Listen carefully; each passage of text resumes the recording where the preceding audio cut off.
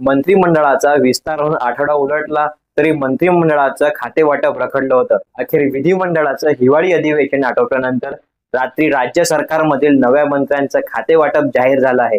या खाते वाटपामध्ये महायुतीत कळीचा मुद्दा ठरलेला गृह खातं देवेंद्र फडणवीस यांनी स्वतःकडेच ठेवलं आहे, तर उपमुख्यमंत्री अजित पवार यांनी अर्थ खातं आणि एकनाथ शिंदे यांच्याकडे नगर विकास आणि गृहनिर्माण खातं देण्यात आलं आहे। महायुती सरकारच्या मंत्र्यांनी मंत्रिपदाची शपथ घेतल्यानंतर त्यांना नुकतेच बंगले वाटप करण्यात आले। मात्र बंगल्यांच्या वाटपावरून शिवसेनेच्या मंत्र्यांकडून खंत व्यक्त केली जात आहे। भाजप मंत्र्यांना बंगले आणि आम्हाला मात्र फ्लॅट असे म्हणत शिवसेनेच्या मंत्र्यांकडून खंत व्यक्त करण्यात येत असल्याचे पाहायला मिळत आहे। पण अशातच एक असा बंगला आहे ज्याला अपशकुनी मानलं जात आहे। आता कोणता आहे तो बंगला आणि पंकजा मुंडे का करत आहेत या बंगल्यांची मागणी, चला पाहूया प्राईम संवादच्या आजच्या भागात। सर्वांना नमस्कार, मी कौंतेय स्वागत करतो आपणा सर्वांचं प्राईम संवाद या युट्यूब चॅनलवर। मंत्रिपदाची शपथ घेतल्यानंतर मंत्र्यांना बंगले वाटप करण्यात आले।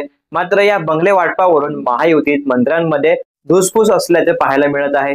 शिवसेनेतून नुकतेच मंत्री झालेले संजय शिरसाट, प्रताप सरनाईक आणि भरत गोगावले यांना बंगला न देता फ्लॅट देण्यात आला आहे।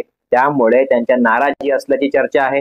महायुती सरकारच्या मंत्र्यांना खाते वाटप केल्यानंतर मात्र बंगल्यांचं देखील वाटप करण्यात आलं आहे। महसूल मंत्री चंद्रशेखर बावनकुळे यांना रामटेक हा बंगला देण्यात आला आहे, तर पंकजा मुंडे यांना पूर्णकोटी हा बंगला देण्यात आला आहे। नवीन सरकारमध्ये चंद्रशेखर बावनकुळे यांच्याकडे महसूल खाते याची जबाबदारी देण्यात आलेली आहे। राधाकृष्ण विखे पाटील यांना रॉयल स्टोन हा बंगला देण्यात आला आहे। शंभूराजे देसाई यांना मेघदूत, तर गणेश नाईक यांना पावनगड हा बंगला देण्यात आला असून हसन मुश्रीफ यांना विशालगड, चंद्रकांत पाटील यांना ब1 सिंहगड, गिरीश महाजन यांना सेवा सदन, गुलाबराव पाटील यांना जेतवन हा बंगला देण्यात आला आहे। यातच भारतीय जनता पक्षाच्या नेत्रदीपक विजयाचे मोलाची भूमिका बजावणाऱ्या प्रदेशाध्यक्ष चंद्रशेखर बावनकुळेंना महसूल मंत्रीपद मिळालं। महत्वाचं आणि वजनदार पद मिळाल्यानं बावनकुळे यांचे कार्यकर्ते सुखावले। पण काल मंत्र्यांना बंगल्यांचं वाटप झालं आणि बावनकुळेंचे कार्यकर्ते धस्तावले। बावनकुळेंना रामटेक बंगला मिळाल्यानं कार्यकर्ते निकटवर्तीय चिंतेत पडले। पण पंकजा मुंडेंनी रामटेक बंगला मागितल्यानं बावनकुळेंच्या कार्यकर्त्यांची सुटकेचा निश्वास सोडला। महसूल मंत्री झालेल्या बावनकुळेंना रामटेक बंगला देण्यात आला। रामटेकचा इतिहास पाहता बावनकुळेंच्या कार्यकर्त्यांना धास्ती वाटू लागली। पण पंकजा मुंडेंनी त्यांना मिळालेले पर्णकुटी बंगला सोडून रामटेकची मागणी केली। रामटेक बंगला अतिशय प्रशस्त आहे। मलबार हिल परिसरात असलेला बंगल्यातून समुद्र दिसतो। पंकजा मुंडेंना फडणवीस सरकारमध्ये पर्यावरण खाते मिळालं आहे। रामटेक बंगला महत्वाच्या मंत्र्यांना दिला जातो, त्यामुळेच तो यंदा बावनकुळेंना देण्यात आला। या बंगल्यात वास्तव्यात राहिलेले अनेक मंत्री वादात सापडलेले आहेत। काही मंत्र्यांना राजीनामे द्यावे लागले आहेत। नेमका हाच बंगला बावनकुळेंना मिळाल्यानं त्यांचे कार्यकर्ते धस्तावले होते। पण आता हा बंगला पंकजा यांनी मागून घेतल्यानं बावनकुळेंच्या कार्यकर्त्यांचे जीव भांड्यात पडला। पण आता हा बंगला पंकजा यांनी मागून घेतल्यानं बावनकुळेंच्या कार्यकर्त्यांचा जीव भांड्यात पडला। राज्यात 1995 मध्ये शिवसेना भाजप युतीचे सरकार आलं, तेव्हा भाजपचे गोपीनाथ मुंडे उपमुख्यमंत्री झाले। त्यांच्याकडे गृह खातं होतं, त्याच वेळी त्यांचा मुक्काम रामटेकमध्ये होता। त्यामुळेच आता त्यांच्या कन्या पंकजा मुंडेंनी रामटेक बंगला मागून घेतल्याची चर्चा आहे।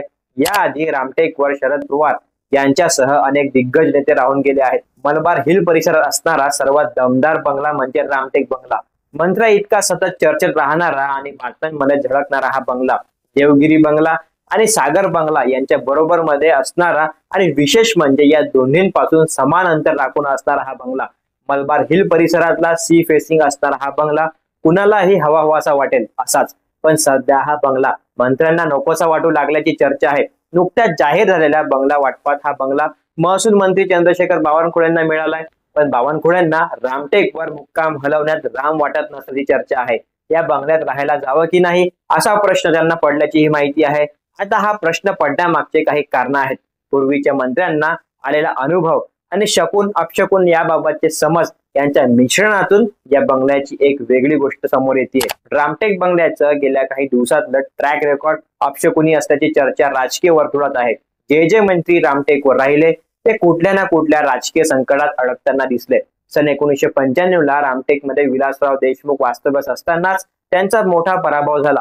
आघाडी सरकारच्या काळात भुजबळांना हा बंगला मिळाला। त्यानंतर तेलगी प्रकरणात भुजबळांचं नाव समोर आलं, त्यांना मंत्रिपदाचा राजीनामा द्यावा लागला।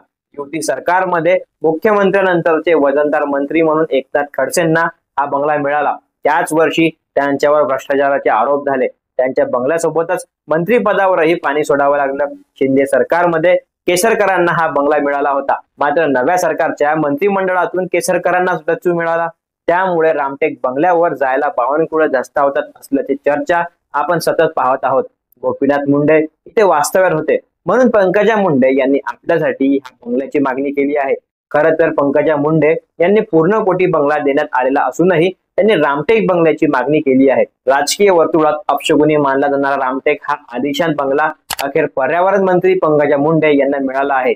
या बंगल्याची कथित अशुभ इतिहास पाहता त्यांच्या समर्थकांमध्ये चिंता व्यक्त होत आहे। रामटेक बंगल्यात राहणारा प्रत्येक मंत्री अडचणीत सापडल्याची ही चर्चा रंगल्यानंतर केसरकरांनी वक्तव्य केलं, मी तर कुठल्या भ्रष्टाचारात सापडलो नाही, त्यामुळे चुकीची माहिती मिळाली आहे। 2-3 वेळा असं झालं की माझ्या आधी रावे तिथे राहिले होते, त्यांचं मंत्रिपद गेलं एवढं मी समजू शकतो, पण तिथे राहिलेला प्रत्येक मनुष्य हा महाराष्ट्राचा मुख्यमंत्री झालेला आहे। शरद पवार राहिले, मुख्यमंत्री झाले, विलासराव देशमुख झाले, शिवाजीराव पाटील निलंगेकर झाले, त्यांच्या बाबत तर कोणी अपेक्षाही केली नव्हती। मग तो बंगला वाईट आहे का, असा प्रतिप्रश्न दीपक केसरकर यांनी विचारला। मंत्रिपदापेक्षा मोठ्या पदावर मी जाईल असा विश्वास माजी मंत्री आणि उपमुख्यमंत्री एकनाथ शिंदे यांच्या नेतृत्वातील शिवसेनेचे आमदार दीपक केसरकर यांनी व्यक्त केला। यंदाच्या मंत्रिमंडळात मात्र केसरकर यांना स्थान मिळालं नाही। आता पंकजा मुंडे यांनी रामटेक बंगला घेतल्यानंतर पूर्ण कोटी बंगला आता कोणाला मिळणार आणि खरंच रामटेक पंकजा मुंडेसाठी अपशकुनी ठरणार का? आम्हाला कमेंट बॉक्स मध्ये नक्की सांगा आणि व्हिडिओ आवडल्यास प्राईम संवाद YouTube चॅनलला सबस्क्राईब करायला विसरू नका। धन्यवाद।